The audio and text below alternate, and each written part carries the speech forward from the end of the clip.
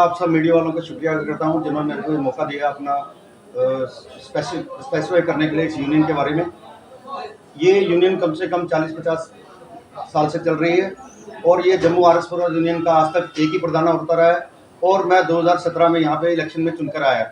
उसके बाद 2019 में चुन के आया और 2024 में हमने यहाँ पे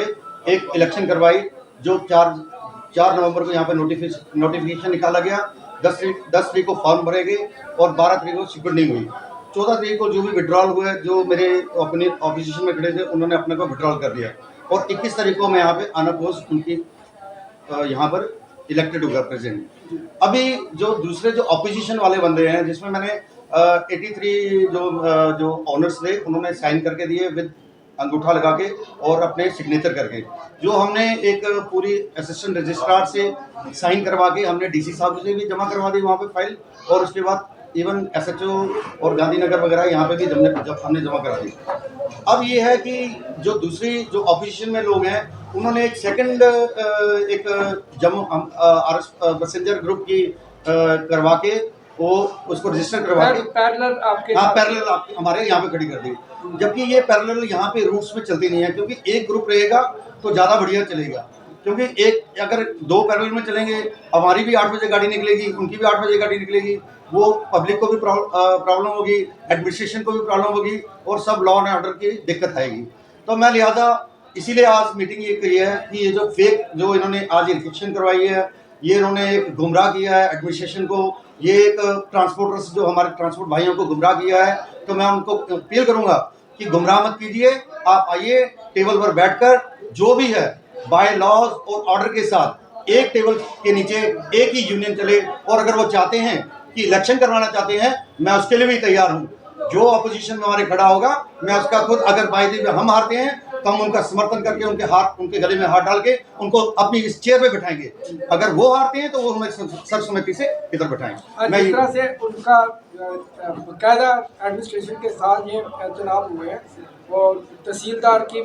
देखरेख में चुनाव हुए हैं, आपको लगता है कि ये चुनाव जब होंगे 2 यूनियन आएगी तो टकराव की स्थिति बन जाएगी जिस तरह से पहले भी टकराव की स्थिति? देखिए बिल्कुल मैंने सही कहा आपको, ये 2 यूनियंस तो एक ग्रुप में चल नहीं सकती हैं। ये बसेस हैं सुबह 6 बजे गाड़ी चलती हैं, रात को 8 बजे तक चलती हैं, और एक यूनियन में जब वो अपना टाइम टेबल बनाएंगे और हम टाइम टेबल बनाएंगे, टाइम टेबल एक जैसा होगा, गाड़ी जो होगी 1-2 टाइम की निकलेंगी, तो उसमें ऑलरेडी आपको मालूम है कि वहाँ पे लड़ाई झगड़े का या कुछ एक्सीडेंट होने के चांस बनेंगे और उसमें लॉ एंड ऑर्डर की भी प्रॉब्लम आ जाएगी।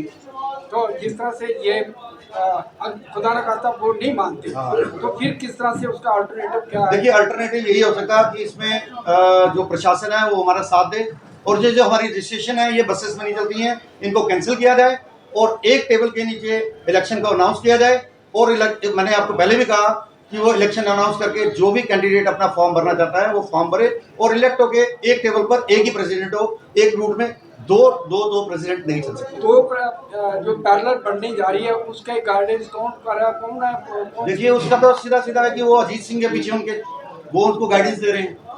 तो ऐसा गाइडेंस मैं अजीत सिंह से दरख्वास्त करूंगा कि ऐसा इसमें ग्रुप में दो फाड़ना मत करवाएं और इसको पैरेलल होके ना चलवाएं। और जो भी अगर उनको भी कोई परेशानी है, हमारे डीसी साहब चेयरमैन उनके साथ अप्रोच भी किया था, उन्होंने बोला था ऐसा मत कीजिए, इस रूट को एक रहने दीजिए, हमें बड़ी प्रॉब्लम हो रही है, हमारी ट्रांसपोर्टर्स बहुत प्रॉब्लम आ रही है। इस मुद्दे को लेकर क्या आपने डीसी के साथ मीटिंग की या कोई डिव काम के साथ आपकी कोई मीटिंग हुई इसके बारे में? देखिए हमें अभी डीसी साहब से कोई नहीं आए, कोई कॉल वगैरह नहीं आए, कोई आपने अप्रोच करने की कोशिश की? देखिए अभी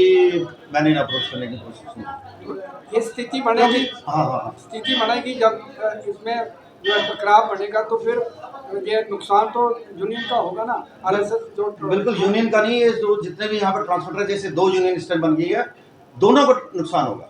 ये हम उनसे देखिए अभी ऐसा है, ये बीच की बात बताता हूँ, अगर इसमें 2 चल रही हैं,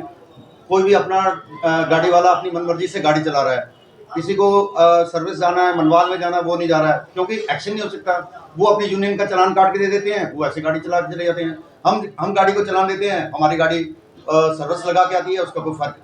कोई फायदा नहीं होता। रास्ते में गाड़ियों को रोका भी जाएगा, जाहिर सी बात, जब एक गाड़ी निकलेगी दूसरी निकलेगी, और रास्ते में दूसरी यूनियन जो आपकी यूनियन उनको रोकेगी। देखिए वो तो टकराव हो सकता है, क्यों नहीं हो सकता है, इसमें तो मामूली बात है, जब 2 यूनियन एक टेबल पर चलेंगी तो टकराव तो मामूली बात है। अब आप क्या चाहते हैं, क्या होना चाहिए? देखिए, मैंने आपको पहले भी स्पष्ट किया है कि हम एडमिनिस्ट्रेशन के पास जाएंगे। हमारे जो भी ट्रांसपोर्टर मेन ट्रांसपोर्टर हैं, इवन हमारे ऑल जे के जो हमने करण सिंह जो चेयरमैन है हमारे, हम उनसे भी दरख्वास्त करेंगे कि डीसी साहब या डिवकॉम साहब से बात की जाए और इस डिसीजन को कैंसिल कर दिया जाए। और उसके अलावा एक ही जो यूनियन जैसे 40-50 साल से चल रही है वैसे ही चले और उसकी इलेक्शन करवाई जाए, फिर इलेक्शन करवाया जाए जिसमें किसी को ऑब्जेक्शन ना हो और उसमें सर्वसम्मति से जो भी यहाँ पे प्रधान चुन के आए वो इस रूट को आसानी से चलाए और मतलब कि जो आपका कहने का मतलब